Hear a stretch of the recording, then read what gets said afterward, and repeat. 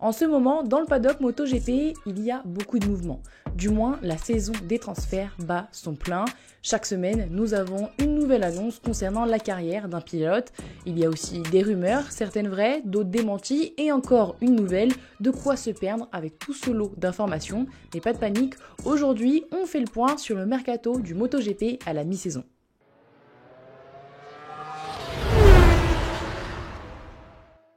Bonjour à toutes et à tous, j'espère que vous allez bien et avant tout, vous ne m'en voudrez pas. Cette vidéo étant diffusée le 25 août à midi, s'il y a une annonce faite ce vendredi, je ne peux pas modifier la vidéo une fois qu'elle est en ligne, mais au moins vous aurez tout le cheminement de ce transfert. Nous allons parler de Johann Zarco chez LCR, en passant par Ducati et ses teams satellites, notamment Gresini, avec une place vacante qui pourrait peut-être servir à KTM et son problème de luxe, à savoir plus de pilotes que de motos, ou encore parler de la possibilité de voir MV Agusta et Marc Marquez plus tard.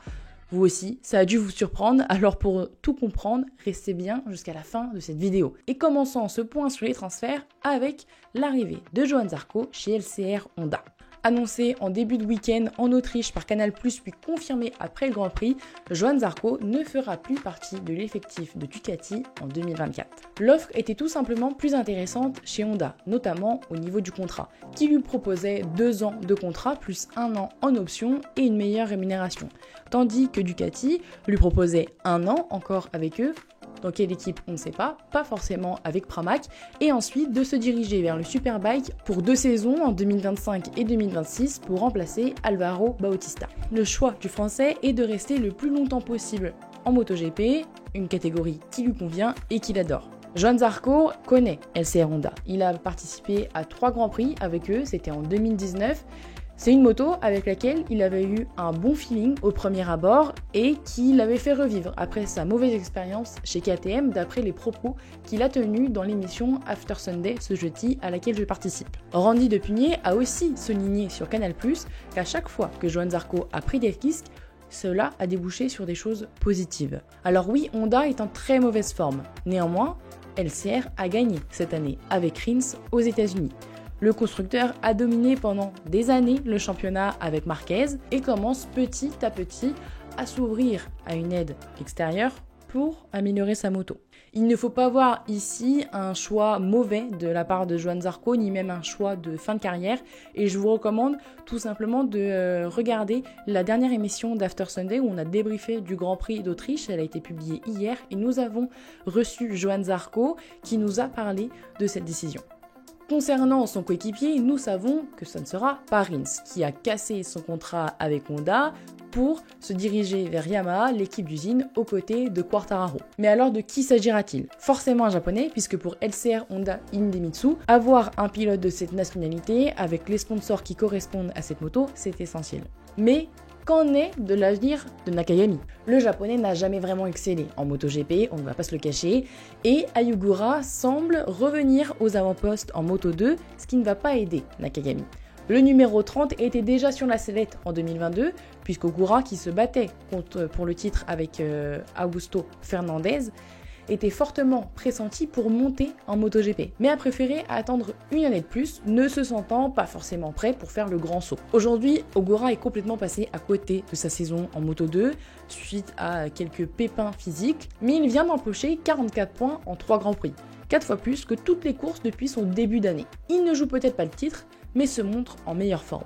Alors voici ce que l'on peut retrouver chez LCR Honda en 2024, un line-up composé de Zarco et Nakagami, ou de Zarco et Ayugura. Pour revenir à Ducati, l'annonce de Zarco a animé le jeu des chaises musicales puisque cela laisse une place chez Pramac. Alors 2 possibilités s'offrent à Ducati, Marco Bezzecchi ou Franco Morbidelli.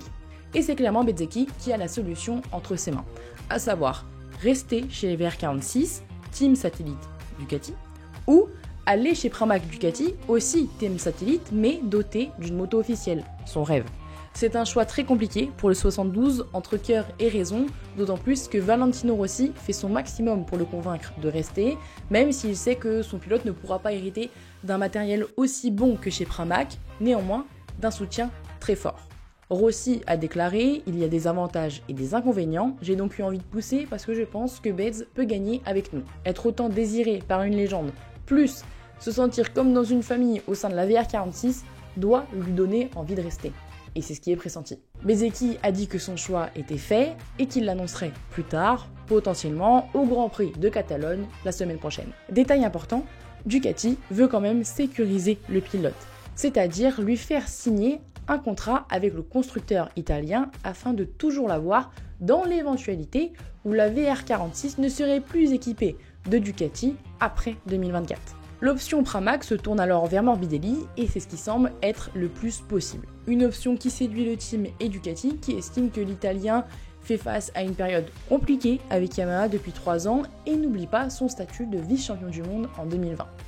Alors voici les possibilités pour ces deux teams satellites, Bezzecchi et Marini chez la VR46, avec Martin et Morbidelli chez Pramac, ou alors Morbidelli et Marini chez la VR46, et Martin et Bezzecchi chez Pramac.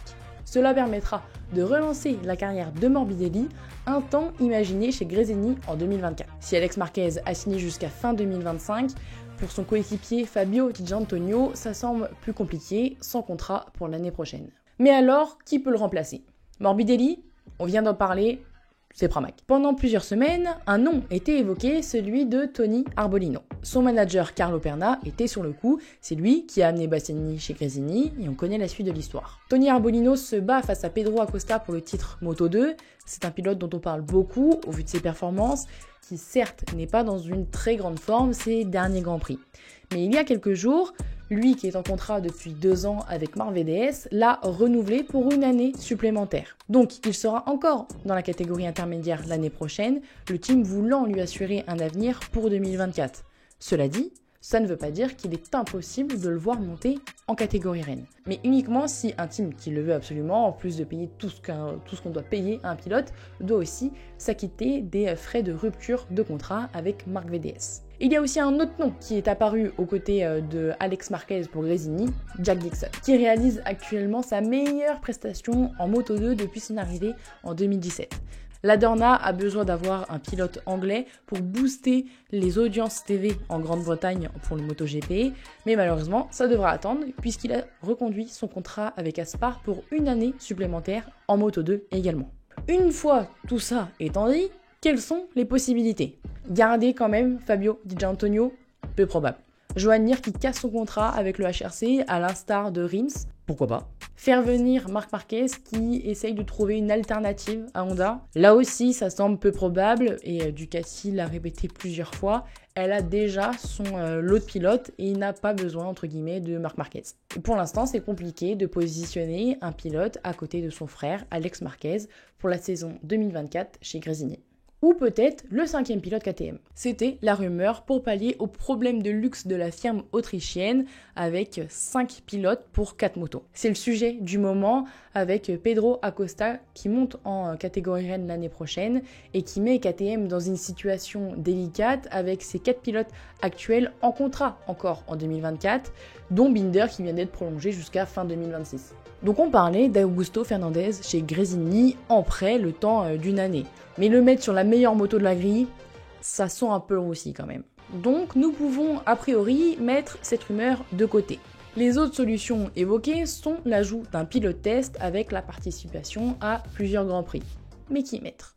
Paul Espargaro, qui blessé fait son retour et est impressionnant après ce qui lui est arrivé. Délicat, même si l'Espagnol se montre compréhensif. Augusto Fernandez, qui depuis son arrivée marque des points à chaque week-end et est même meilleur que 2 rookies de la saison passée, à savoir Fabio Di Giannantonio et Raúl Fernandez, qui à eux deux ont marqué le même nombre de points que le pilote GasGas Tech 3, à savoir 51. Ça ne serait tout simplement pas juste. L'autre situation serait un team KTM supplémentaire. Mais la Dorna ne veut pas laisser les 2 places vacantes de Suzuki à la marque autrichienne, elle veut un nouveau constructeur. Pas de problème, KTM là. Husqvarna. Mais là encore, ça ne va pas puisque ça fait partie du groupe Pirer Mobility AG, qui est très investi dans le championnat, en Moto 2, en Moto 3 et aussi, bien sûr, avec la Red Bull Rookies Cup. A noter que KTM comptabilise 28 contrats de pilotes sur les 3 championnats. Un argument de poids, mais pourtant, ils n'ont que 4 motos en MotoGP, alors que Ducati en a 8 et pas autant de contrats. Ce n'est pas logique, il ne faut pas être expert pour le comprendre. en faisant valoir ce qui est stipulé dans ce contrat, donc de monter en MotoGP en 2024, Pedro Acosta met un peu le bazar chez KTM. Ce qui laisse place à d'autres rumeurs, comme Marc Marquez et MV Agusta qui appartient à 25% au groupe autrichien. Même si l'Espagnol ne cesse de répéter aux médias qu'il est en contrat avec Honda en 2024, il constate la progression de KTM avec qui il entretient de très bonnes relations. C'est le média espagnol DAZN qui a évoqué cette possibilité future pour 2025. Si on cherche un nouveau constructeur, pourquoi ne pas mettre une MV Agusta avec une moto un peu différente de la KTM et Marc Marquez au cœur de l'équipe? C'est un peu tiré par les cheveux, je vous l'accorde, mais c'est quelque chose qui plaît à Giacomo Agostini, qui est multiple fois champion du monde avec la marque italienne. En résumé, il reste 6 guidons pour 2024 qui ne sont pas officiellement pris par des pilotes, j'entends par ici aucune annonce officielle. Tout ça devrait se déboucher dans les semaines à venir pour reprendre de plus belle la saison prochaine, puisque beaucoup de contrats s'arrêtent fin 2024. Là encore, ça va être mouvementé. C'est la fin de cette vidéo, j'espère qu'elle t'a plu et surtout que tu as tout compris. N'hésite pas à me dire ce que tu penses de tous ces transferts en commentaire.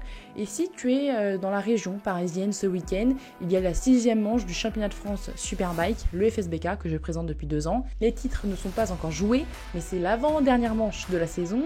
Alors les courses vont être intéressantes et ça risque d'être un peu chaud. Et si on ne se voit pas ce week-end, on se retrouve la semaine prochaine pour un nouvel épisode des Essentiels, à savoir sur le circuit de Barcelone. Salut!